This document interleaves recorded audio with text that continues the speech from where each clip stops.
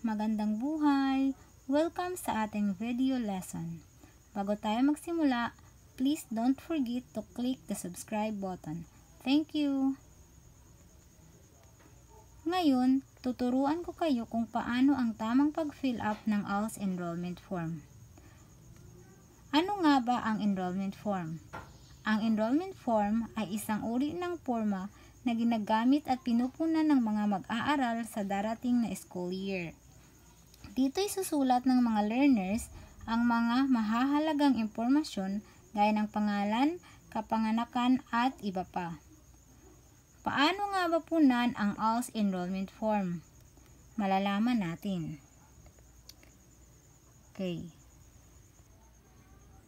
Okay, simulan natin.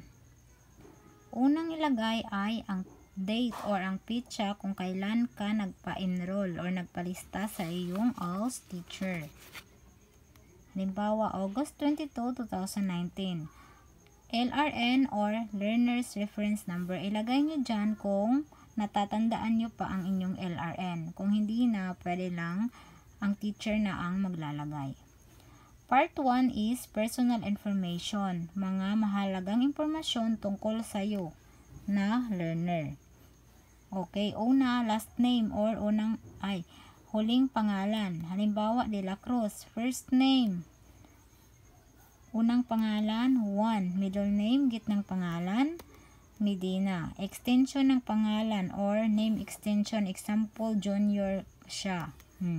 Junior. Kung walang extension ng pangalan, wag nang lagyan. Address or lugar kung saan ka nakatira. House number, street, sitio. Halimbawa, Purok 1, Antonio Luna. Barangay 13. Municipality or city, Dapa, Probinsya, Surigao del Norte. Araw ng kapanganakan, buwan, araw at taon. October 10, 1992.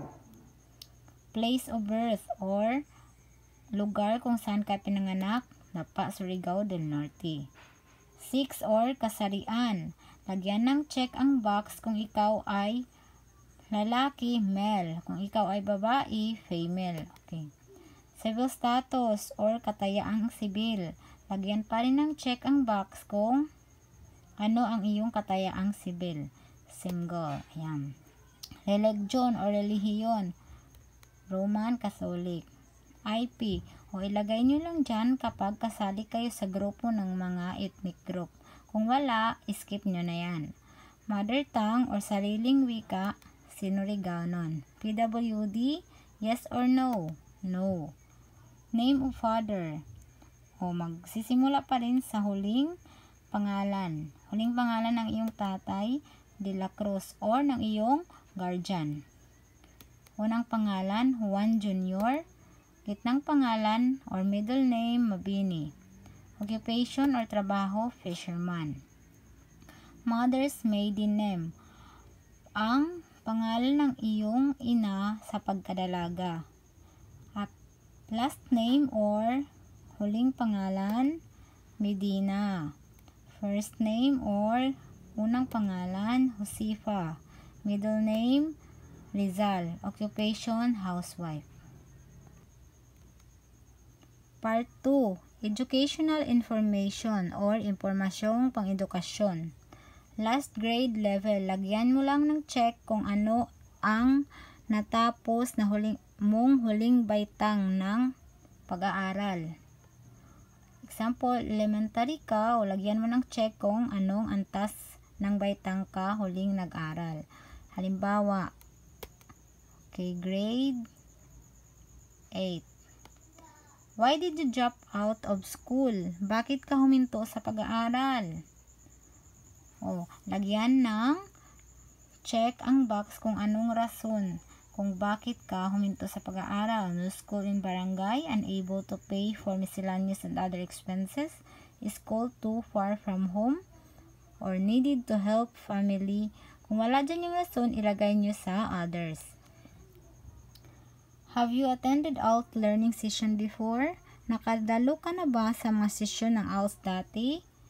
If yes, lagyan ng check ang box. If no, lagyan ng check ang box. Halimbawa, yes, okay.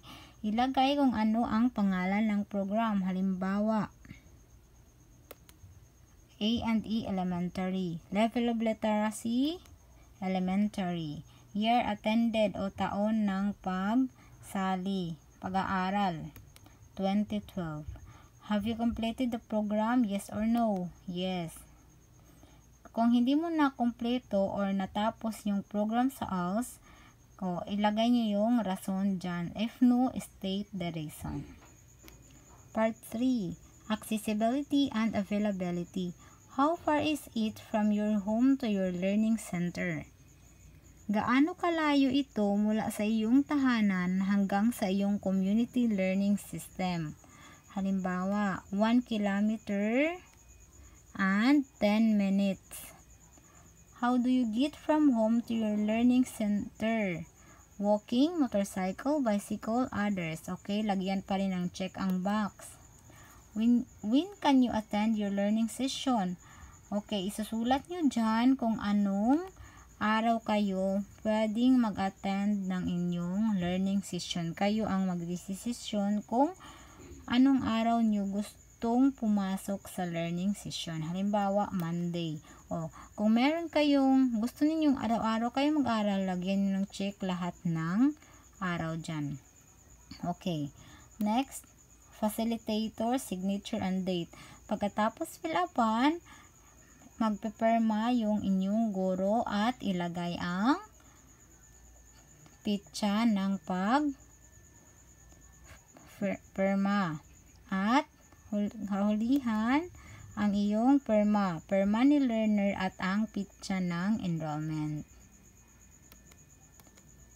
Thank you for watching. Enjoy learning.